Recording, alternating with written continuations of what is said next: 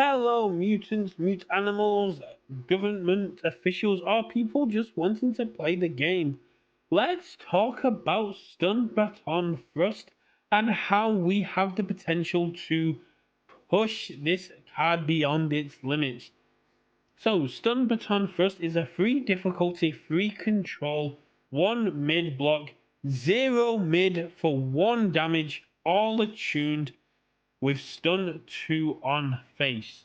Has 2 very impactful abilities, one being Blitz, Ready 1 Rival Foundation. This may seem like a mistake, but let me tell you, this is going to come in very handy when we get the response. After a foundation is committed to this attack stun ability, this attack gets plus X speed and plus X damage. X equals the combined printed difficulty of foundations committed by the ability. So if you use the stun 2 on this attack and your opponent commits 2 free difficulty foundations, you get plus 6 speed, plus 6 damage. It's cute, it's interesting, and it does reward you for it can help you have control of your opponent's board. Being stunned 2, very unlikely you're always going to be able to get it to pop off.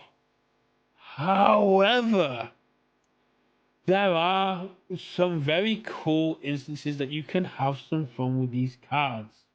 So, because it's all attuned, it can go to any character that has the all symbol. This means that we get to do some very cool things. We can it has some fun interactions with cards like Don't Do This, a Star Trek Lower Decks card that says discard 1 card, this attack gains stun 1.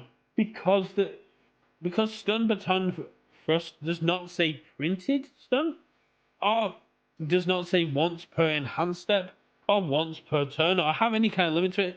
If we can keep giving this card stun, we can keep boosting it. So if we have 1 to 4 Don't Do This down, we can give it an additional stun 1 to 4. Then we can also throw in cards like Warped Intention. If we're playing on the air, evil, or good symbol, we can flip this foundation to give this attack stun 1 because it gets a speed and damage bonus on face. Paul Phoenix has the all symbol on his face, which means he gets to play this card. And just like Don't Do This, he just basically says discard a card and boom! You get stunned 2.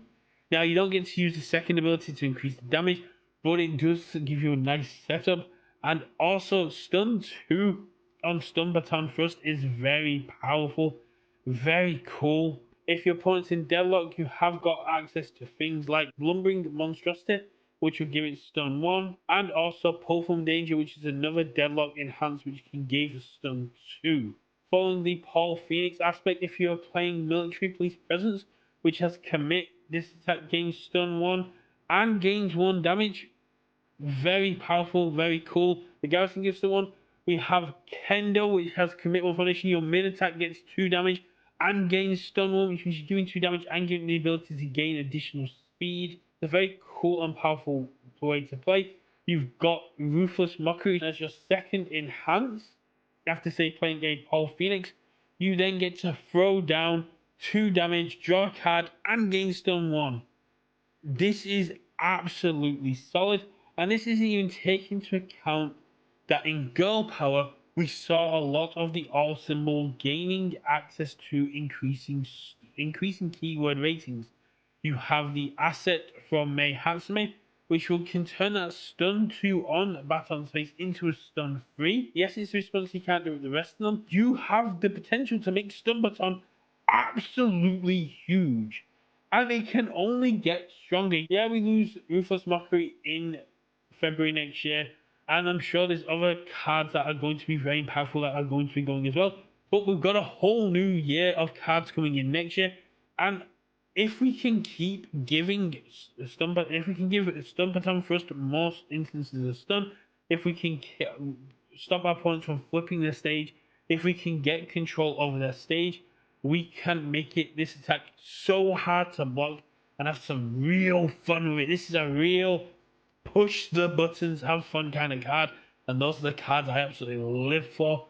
So let me know, Are you interested in Stun-Baton Thrust? Is this the kind of card that gets your creative juices flowing? And how many instances or how many times do you think you can give this card stun? And how many foundations do you think you can commit using it? If you do have any stories, if you have any stories, any footage, any images of how many times you've been able to give this attack stun, let me know. I'll be happy to cover it and do a little story time with UKVersus. I want to know how many times you can give this stun, how big you can make these attacks, and how much fun you're having pushing these buttons. Are there any other attacks in TMNT you think deserve this treatment to get this kind of highlight? Let me know, and I will see you all at game night. Bye.